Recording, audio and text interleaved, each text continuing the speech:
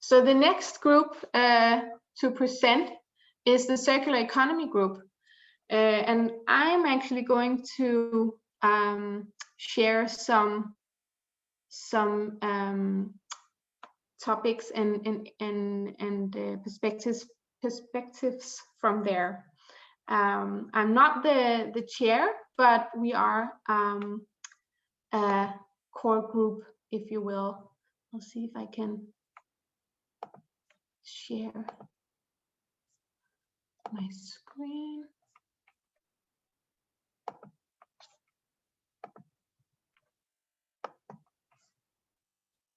Good. Can you see it? Thank you. Okay, this was the great. So there is a circular economy working group as well as part of the CAN, and we are a core group that we don't necessarily meet very often in organized meetings, but we do share quite a lot of ideas and projects and write papers together on a frequent basis. And the core group is Paul, Jörg, and Joe, who has initiated the working group. And I know we have Joe with us today. I'm not sure if Paul and Jörg has been able to join yet, but I know we have Joe. And then Melanie and myself and Patrick are part of the core group as well. We have a number of great associated people and affiliated people as well. We have a Slack channel where lots of interesting things are happening. And we hope that you want to visit our webpage on the CAN page to see the work that we're doing. Just to very briefly present what we have been working on in the past. We were part, or the working group were part of the COVID and the post-COVID virtual workshops that was hosted in the spring, particularly by Maury Cohen and others from the CAN. And the working group has been quite present at lots of different workshops. We also write quite a lot of papers, and actually today, or this within the last few days, we had a joint paper published in the inaugural issue of the new journal, Circular Economy and Sustainability, which maybe Joe can share a link to in the chat, or I'll try to do it later.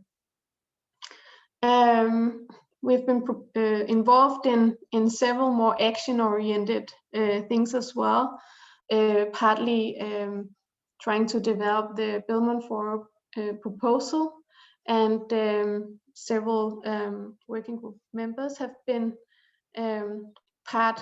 taken part in writing a letter to the EU on education training for circular economy. So what do we want to do next, and what do we want to explore? And this is where we'd like to invite you as well to join the discussion. We need to develop and include. We need to include and develop relationship with technologists and engineers, because a lot of us we need this the technical portion of our network. So if anyone is having a technical background and wants to join work on circular economy, you're most welcome. We also focus on aspects of financing the circular economy. A paper has been published on this topic, and I know that Maury and several others from the working group was involved in that. Sorry, I'm a bit I keep getting the notifications when people need to be admitted to the meeting, so I get a little bit distracted. I'm sorry about that. We also really want to dive into aspects of globalizing the circular economy and the potential and issues of doing that, which is a topic that kind of opens up for ideas on inclusiveness, equity, as well, and global value change become a really important aspect of that discussion. We'd like to focus on the regulatory, environmental, social, and governmental policies and linkages to this circular economy, and link it to the sustainability concerns such as climate change, resource scarcity, biodiversity, degrowth, safety, social justice, and health. And this can be maybe made concrete along 4 different areas of interests that Melanie Erben and myself have been developing a perspective piece on, where we discuss the need for reviving the roots of the circular economy, to kind of get back to the interhuman and humanity nature relationships that privileges care, connectivity, and cooperation instead of neglect, separation, and rivalry. We also need to challenge and transform capitalists' value definitions, so we get more multidimensional concepts of value creation that includes social and ecological indicators as well, indicators for social and ecological value creation that can take into account the many forms of work that seems to be neglected, such as care work and informal work, and which we know contributes to societal well-being. Maury already touched upon the strength of sufficiency strategies, and this is something that we'd like to tap into as well. How can the economy provide products and services that secure basic livelihoods but keeps consumption within planetary boundaries? This is a question that we are also concerned about. And finally, we want to change focus away from seeing people as passive consumers to capable participants of a circular, sustainable consumption and production, and so that people can engage in co-creation and co-design, especially if they're invited into this. So of course we need to create room for that. I think that was it.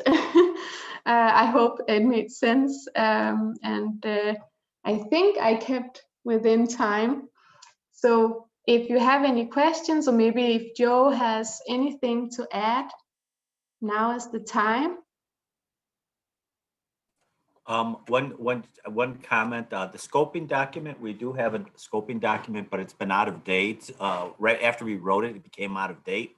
So anybody who is going to join our group is welcome to help us rescope what the Circular Economy Working Group is going to do. Charlotte and Melanie have joined us, and definitely their issues are going to be brought into a new scoping document.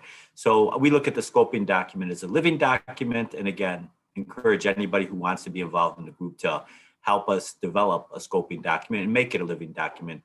And what this presentation helps us do is put together our thoughts and maybe integrate some of the directions we want to take. And we're definitely influenced by others and other groups. So this is going to be interesting from the different perspectives and what we can borrow from other groups to incorporate into our own scoping document. And I think that's all I wanted to add in, Charlotte. Thank you. Thank you, Joe. If there isn't any immediate questions, we can of course return to this as well in the end. But then I'll stop sharing.